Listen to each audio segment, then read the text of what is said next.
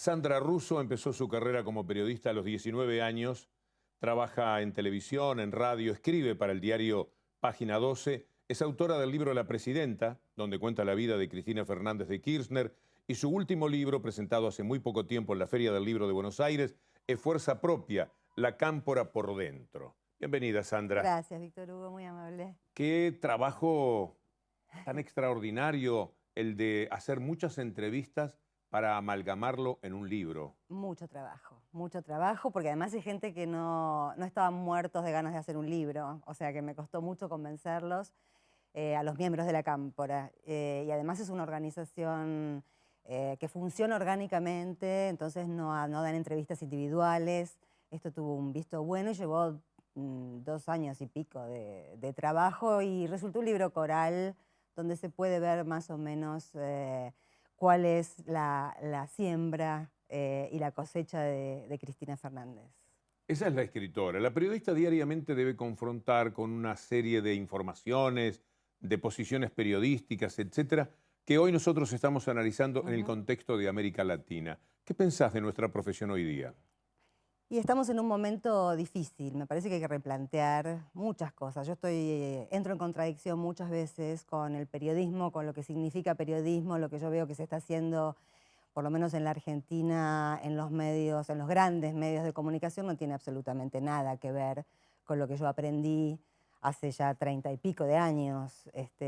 Como vos decías, empecé en la adolescencia, pero empecé en la dictadura militar a trabajar en periodismo y empecé en periodismo contracultural. Para mí el contrarrelato hegemónico ha sido siempre parte de mi tarea. Y después de 10 años de gobierno populista, como les gusta decir y como hemos aceptado también resignificando el término populismo, me parece que no hemos abandonado, quienes apoyamos este modelo de país, una actitud de contrarrelato, porque el poder hegemónico mediático sigue, creo que, intacto. Pero siempre hubo hegemonías, siempre hubo ideologías detrás de los medios periodísticos. ¿Qué es lo que sucede ahora especialmente? Bueno, lo que pasa es que se ha movido de lugar el poder político. Siempre hubo, por eso mi carrera siempre transcurrió en medios pequeños, medios independientes y medios opositores durante más de 2 décadas. Lo que se corrió fue el poder político, que antes estaba absolutamente asimilado al poder económico y sigue estando, por cierto, sumamente asimilado al poder económico en muchos lugares del planeta, menos, creo, en algunos países de nuestra región. No sé con qué frecuencia ves CNN o medios españoles, pero ¿a qué atribuís la forma de mirar que tienen hacia nuestra América Latina?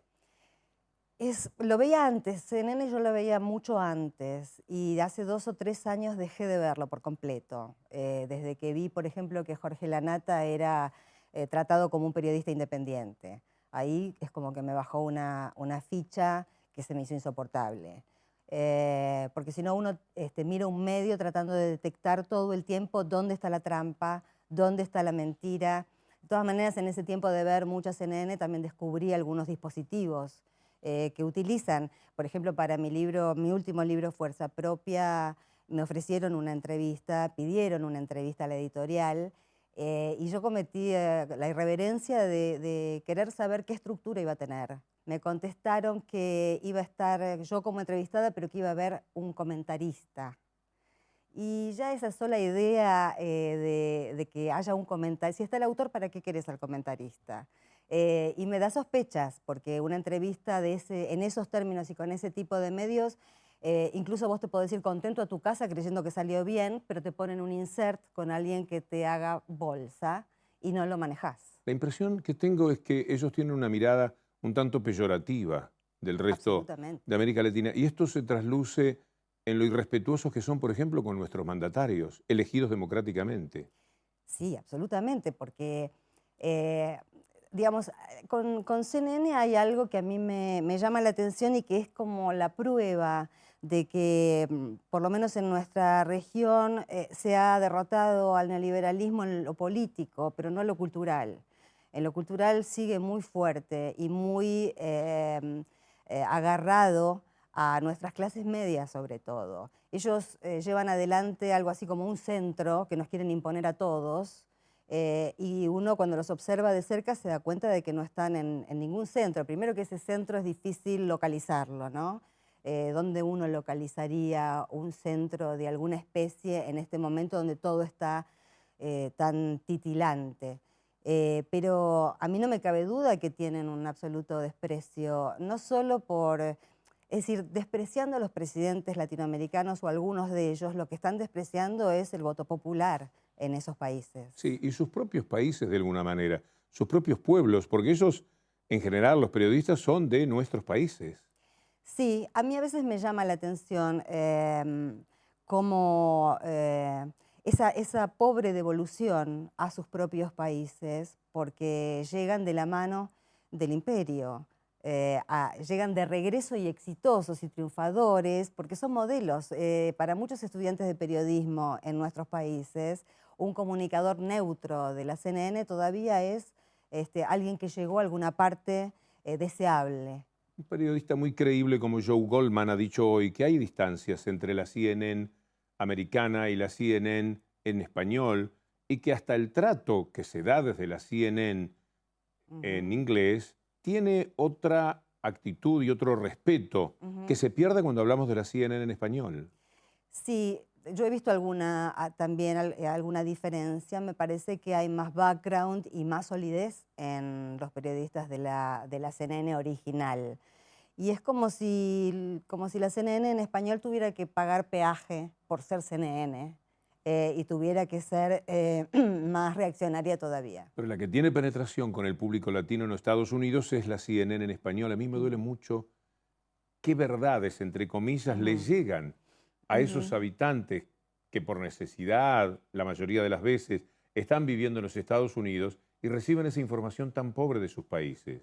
Sí, también es un indicio, por ejemplo, cuando la Argentina reestatizó Repsol y se convirtió nuevamente en nuestra YPF, yo vi una cobertura, creo que fue la última que vi de CNN, y aparecía Diego Gellar, que era el embajador argentino en Estados Unidos durante el gobierno de Carlos Menem, en plena época neoliberal, y aparecía entrevistado como analista internacional.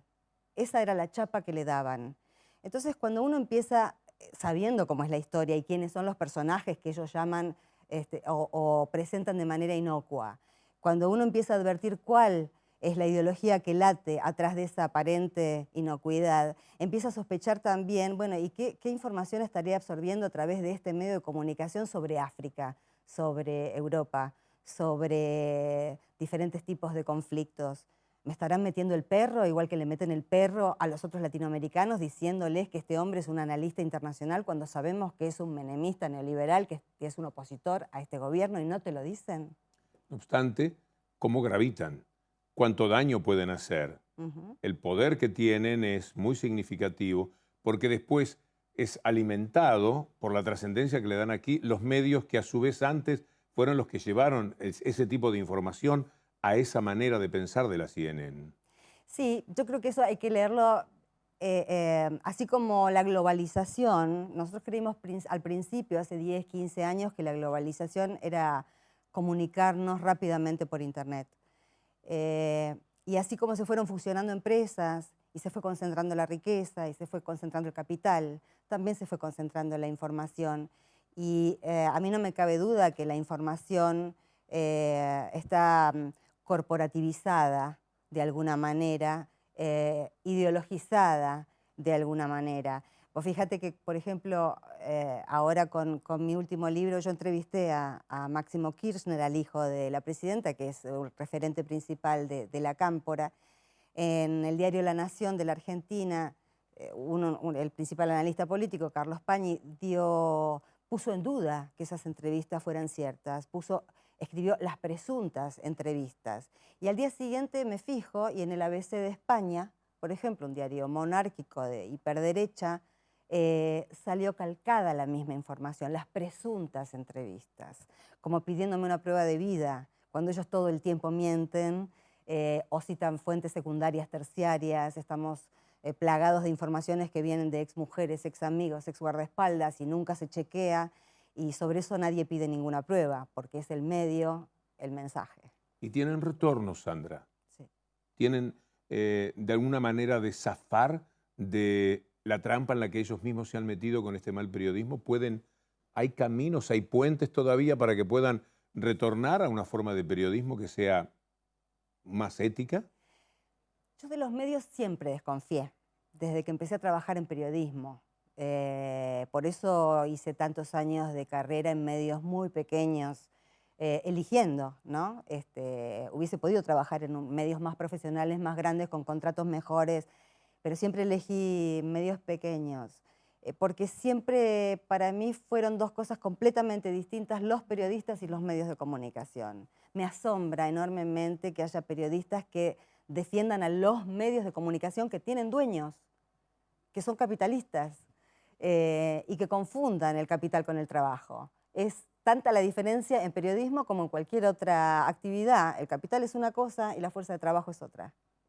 Sandra, muchas gracias por esta visita, nos halaga enormemente. Gracias, Víctor Hugo. Amigos, seguimos, como siempre, con las imágenes de nuestra América Latina y la voz de Gerardo Dorado, el alemán, en el cierre de nuestro programa, con la invitación para la próxima semana. Gracias y hasta entonces, si Dios quiere. El problema de cierta prensa y de ciertos medios, y esto se va a discutir en los próximos tiempos, es que el medio está bien que tenga una posición crítica constructiva, a ver, que haya muchísimos medios, plural, que pueda hablar todo el mundo, que diga, me parece bárbaro. Pero ciertos medios transformaron eso en lo que tiene que ser su rol, a un rol de querer decirle al gobierno qué es lo que tiene que hacer. Te he visto volver, te he visto marcharte, rumbo de migrante, la ración del mundo insaciable. Te he visto gritar, quisieron callarte. Cuando un medio miente, nadie dice nada. No es que hay competencia, sana competencia. Hay colusión. Cuando se cierra una radio en Alemania es civilización. Cuando se le mete un juicio a un periodista difamador en Ecuador es barbarie. También hay una doble moral bien grave. Voy a entender tu hablar, que se hace libertad. Voces de cambio, todas nuestras infaltables puras. Americana piel, toda tu historia cruel. No has socavado la belleza que da tu cintura. La verdad tiene que poder más que la censura y la mentira, ¿verdad? La verdad tiene que imponerse.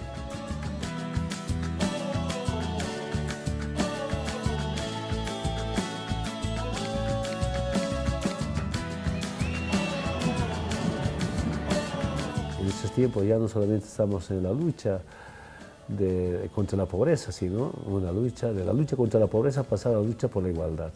Esa es la nueva política y eso debe implementarse en todo el mundo. Y si hay medios de comunicación comprometidos con su pueblo, la responsabilidad es eso, informarnos la verdad y no con falsedad.